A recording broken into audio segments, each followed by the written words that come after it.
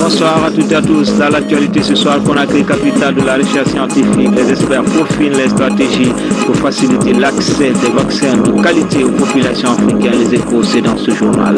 Et puis nous irons à Katougouma où la société minière de Bokeh poursuit son implantation.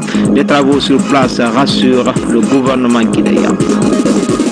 Enfin, c'est fini pour la 6e édition de Star Vacances, cette compétition qui regroupe les tout petits à le vent en poupée. Ce soir, vous allez découvrir les stars de demain.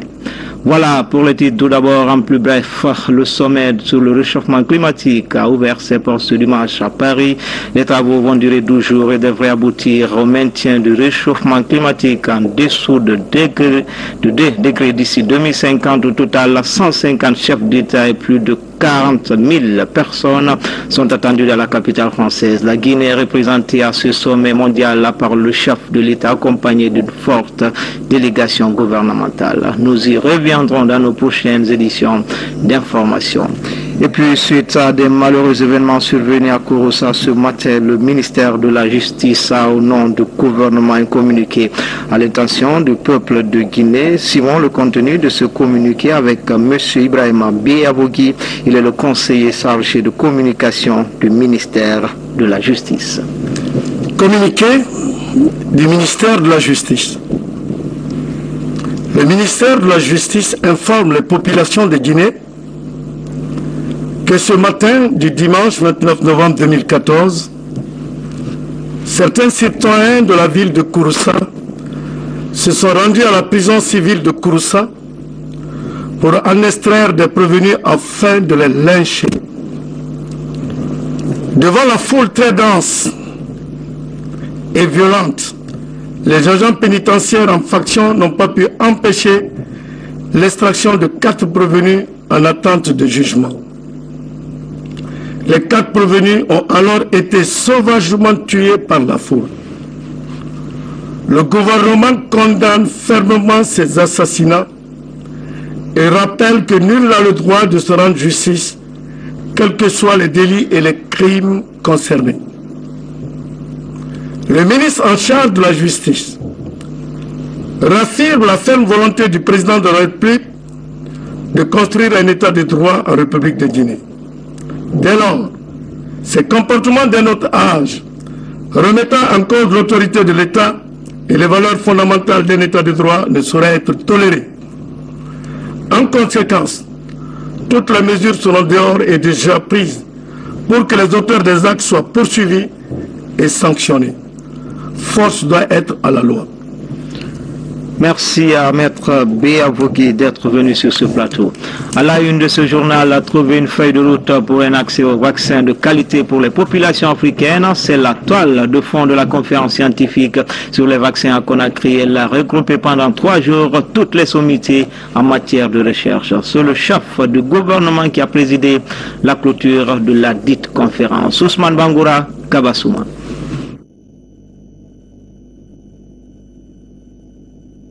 L'objectif de cet atelier était d'élaborer une feuille de route pour amener les populations africaines à accéder à des vaccins de qualité, disponibles et à coût abordable, visant à prévenir ou à contenir des maladies émergentes à potentiel épidémique.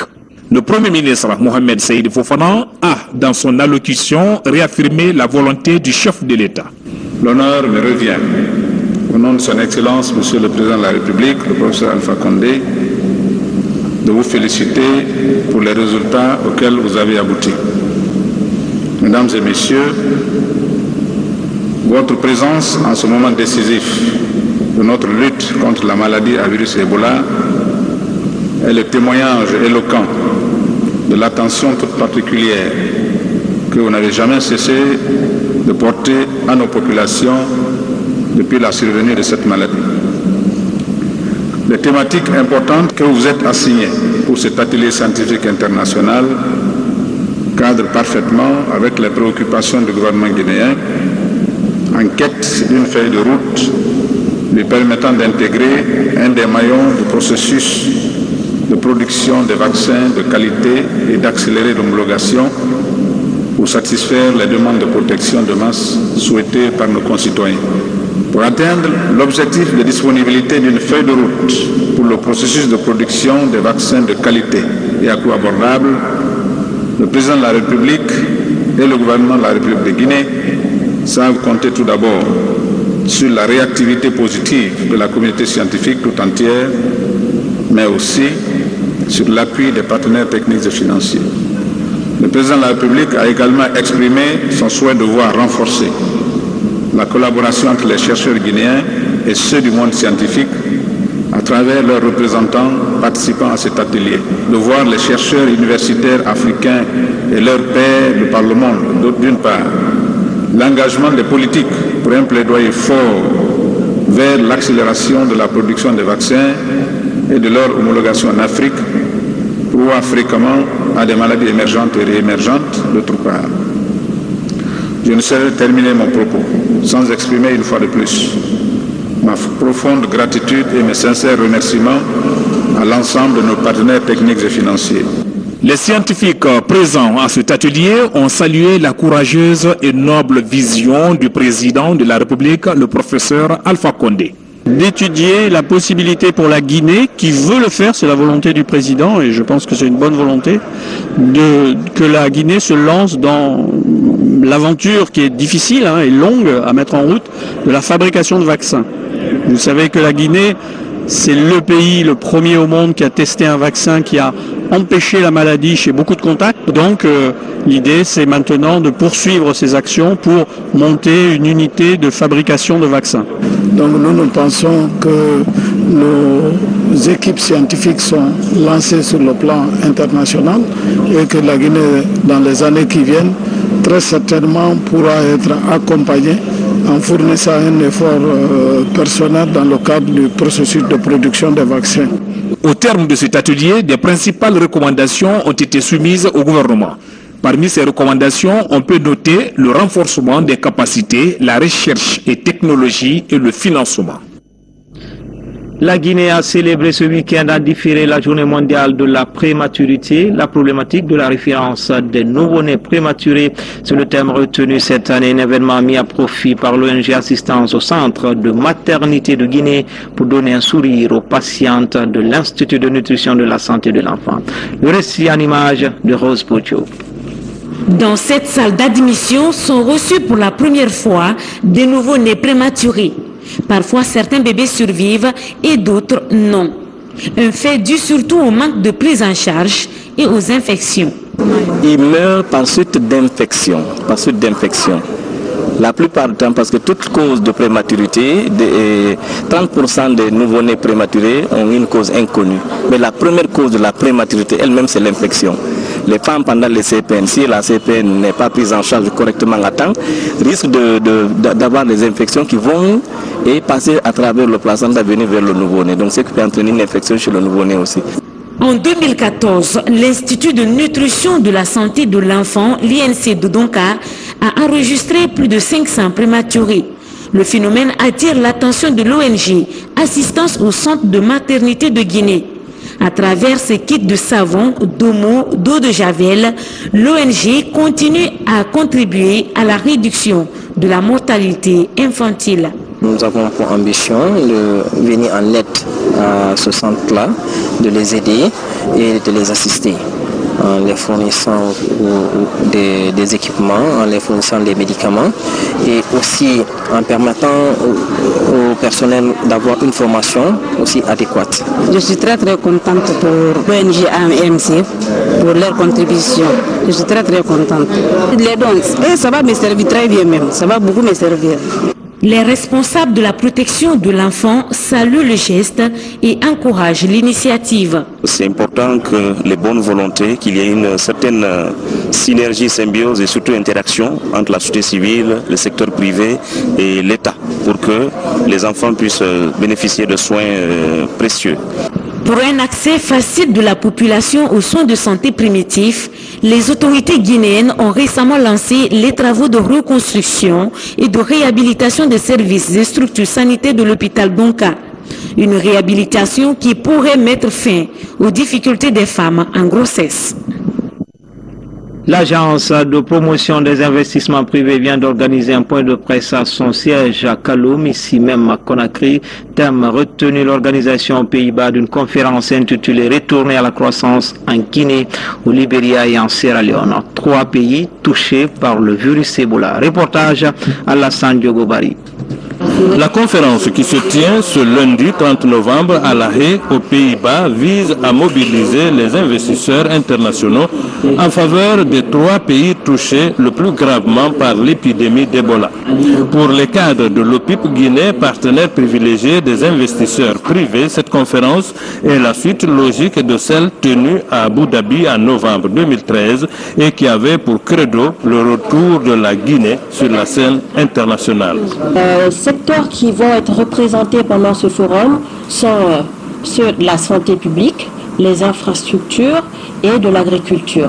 Lorsqu'on parle d'infrastructures, on parle surtout du transport, de l'eau, des infrastructures maritimes, de l'énergie, de la logistique et des NTIC. Entre autres objectifs du forum, il sera question de présenter au secteur privé néerlandais les opportunités d'investissement, mais également au groupe financier la vision des autorités guinéennes en matière de développement du secteur privé, répondre aux interrogations des investisseurs et les rassurer sur les perspectives de la Guinée dans un contexte de relance économique post-Ebola.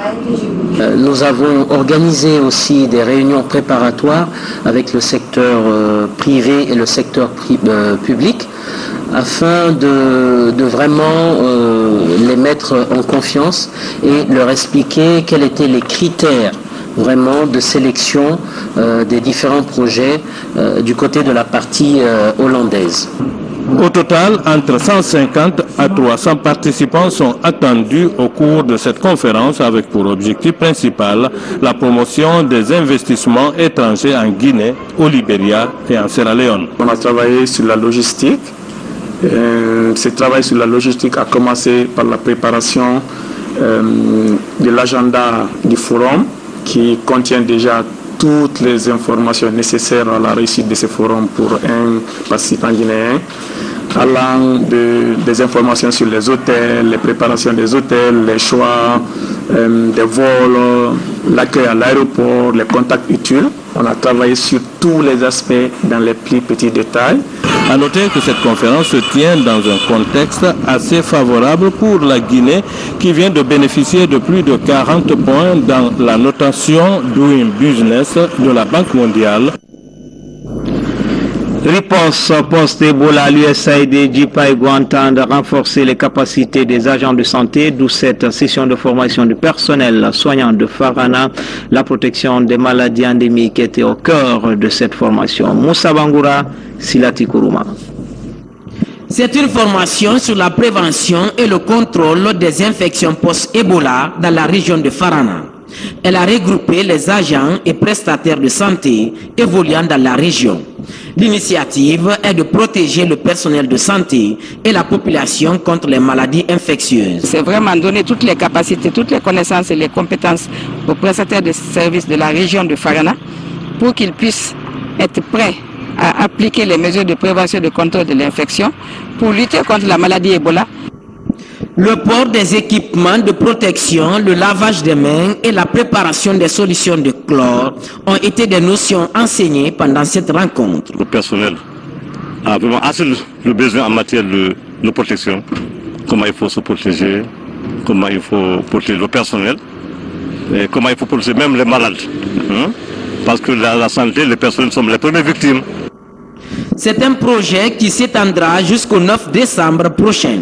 Il est piloté par le ministère de la Santé, l'USAID et le GHPEGO.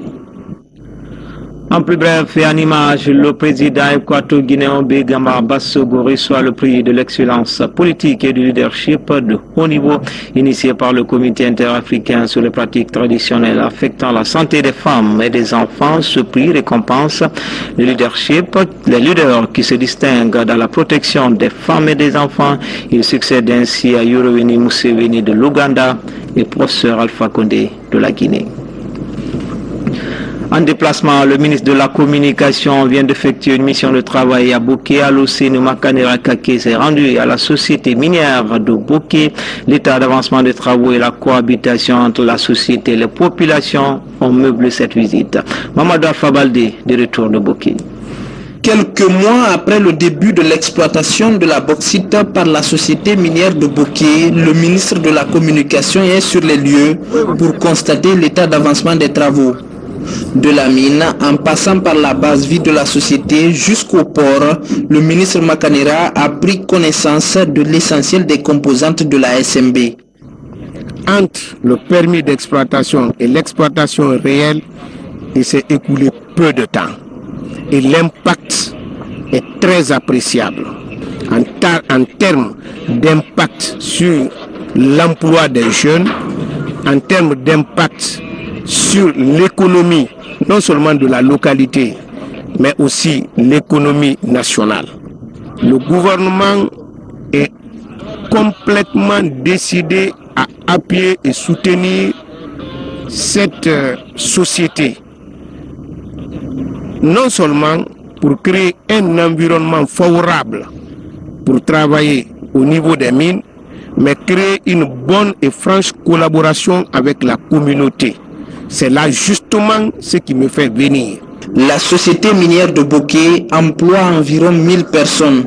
Elle se veut respectueuse de l'environnement et entend promouvoir la main-d'œuvre locale. La bauxite, elle est mise directement de l'exploitation sur les barges, sans traitement, sans séchage, sans brûlage, ce qui permet de conserver un petit peu d'humidité, un taux d'humidité suffisant dans la bauxite pour ne pas avoir de poussière. Vous voyez, nous sommes près des tas de bauxite, nous sommes près de la barge, vous n'entendez aucun bruit, il y a très peu d'impacts environnementaux et il n'y a absolument aucune pollution qui est générée par le transport de la bauxite. Avec 1 million de tonnes de bauxite exportées cette année, la SMB se fixe pour objectif l'exportation de 10 millions de tonnes l'année prochaine.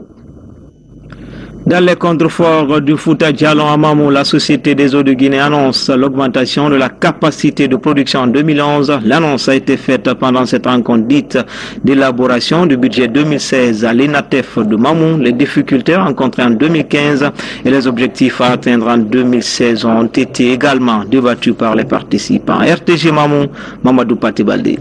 Et la desserte en eau potable s'améliore progressivement. La Société d'exploitation des eaux de Guinée a enregistré en fin octobre 70% de réalisation sur les objectifs de 2015, cela grâce à la fourniture régulière du courant électrique. En 2015, par rapport à une projection de 10 millions de mètres cubes, donc nous sommes à 7 millions de mètres cubes en fin octobre 2015.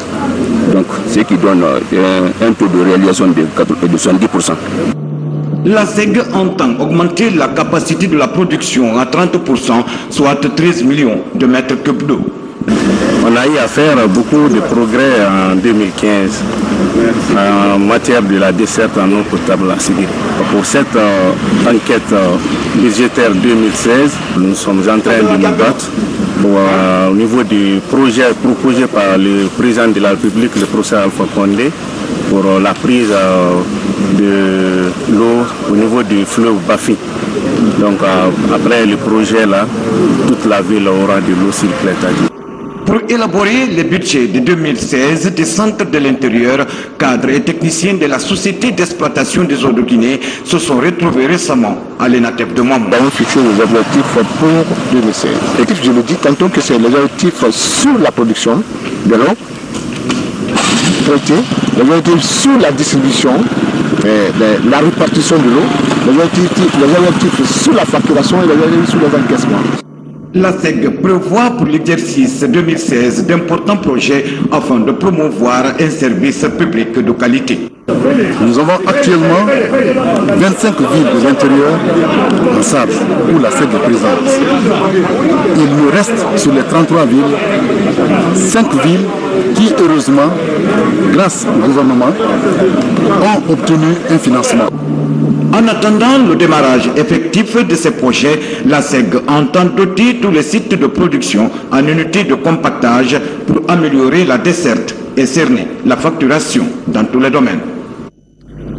Page Culture, l'association des éditeurs guinéens renouvelle son bureau exécutif après 13 ans à la tête de cette association. L'historien Djibril Tamsir Niane passe le témoin journaliste écrivain Mohamed Salifou Keita. L'événement s'est déroulé au cours de l'Assemblée générale à la maison d'édition L'Armata Guinée. Un reportage signé Alpha Yaya Diallo. Le journaliste Mohamed Salifou Keita prend les rênes de l'association des éditeurs de Guinée. L'organisation vient de tenir son assemblée générale élective. Depuis 12 ans, les éditeurs de Guinée n'ont pas changé de bureau exécutif. Ce changement est un tournant majeur dans l'édition. Les chantiers à ouvrir sont nombreux. Nous allons travailler en intelligence avec tous les membres de ce bureau. Nous allons travailler en intelligence avec l'État guinéen. J'annonce ici que le premier chantier que nous allons avoir avec l'État guinéen, c'est de nous mettre en harmonie avec le ministère de l'enseignement de base pour que l'édition scolaire passe aux éditeurs autochtones, pas tous les marchés de l'édition scolaire, mais que les éditeurs autochtones puissent en profiter.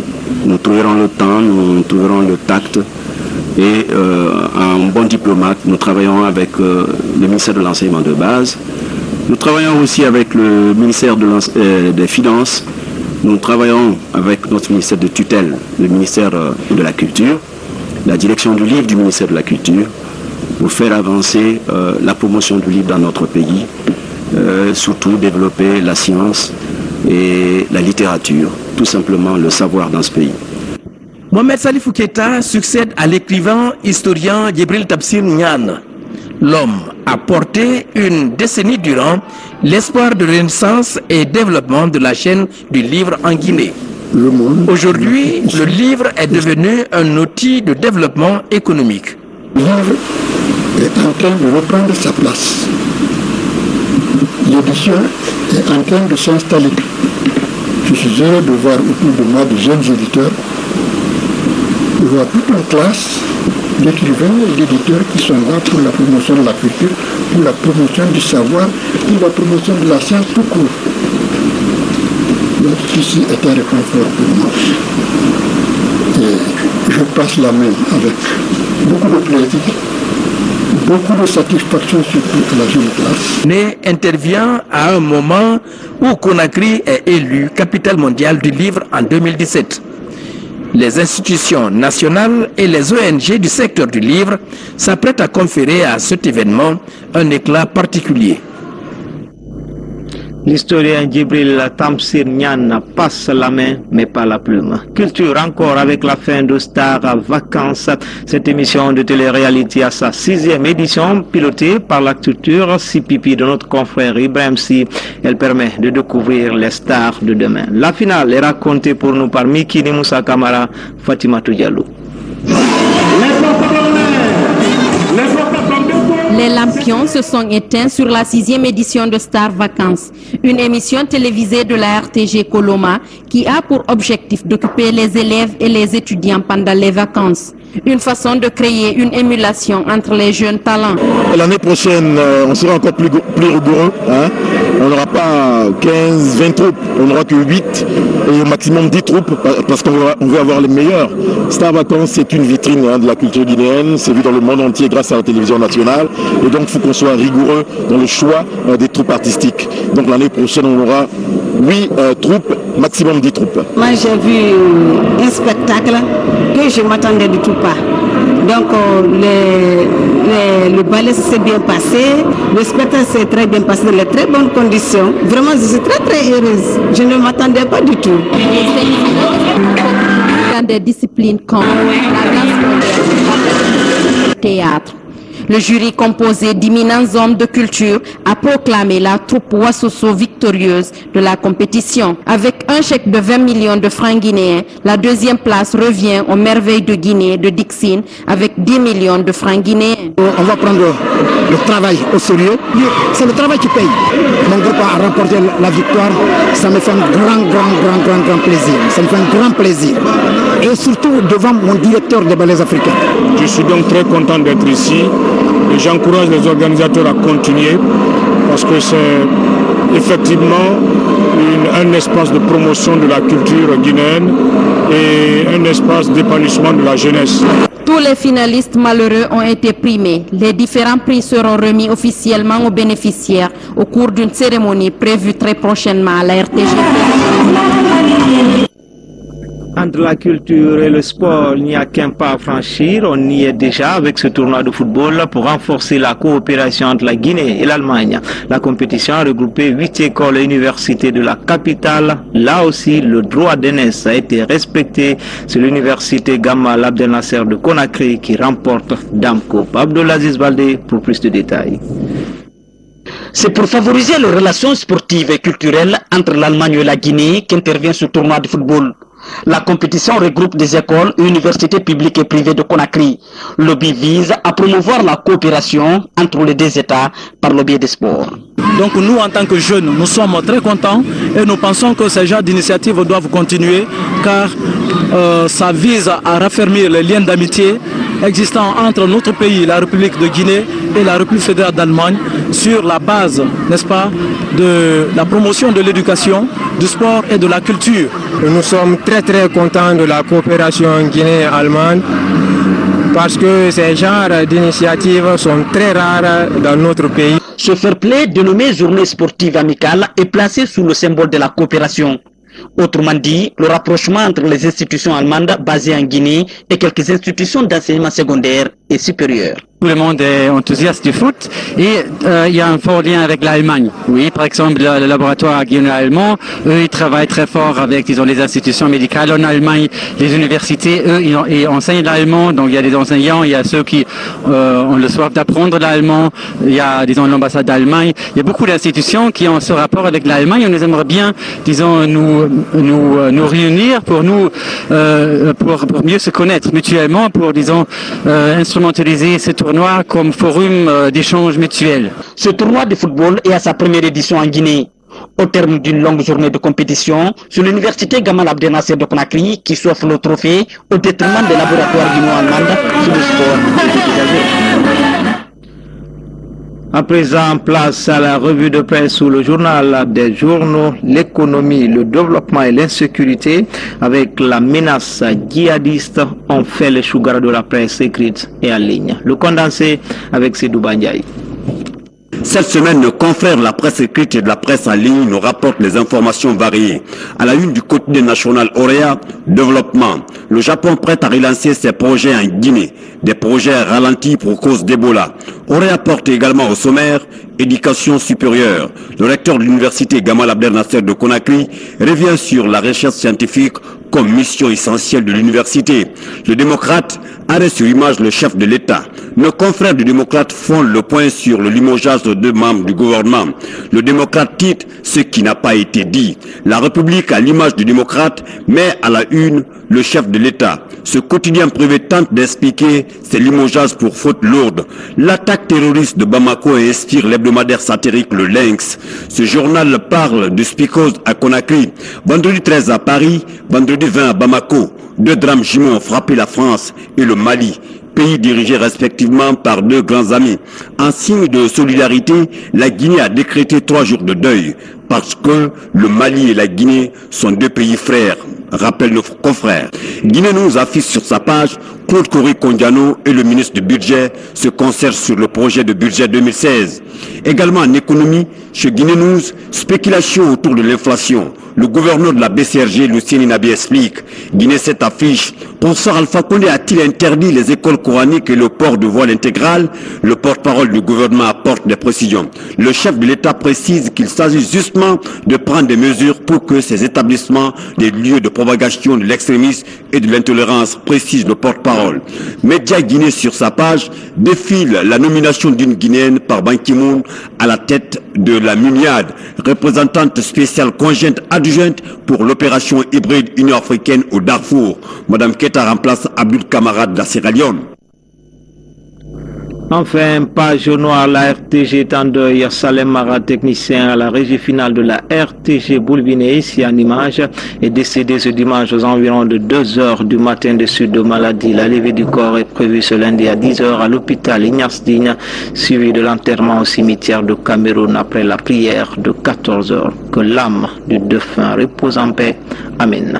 C'est tout pour les infos. Tout le cran a été le plaisir pour moi de vous servir. Merci de rester toujours fidèle à la télévision nationale. À bientôt.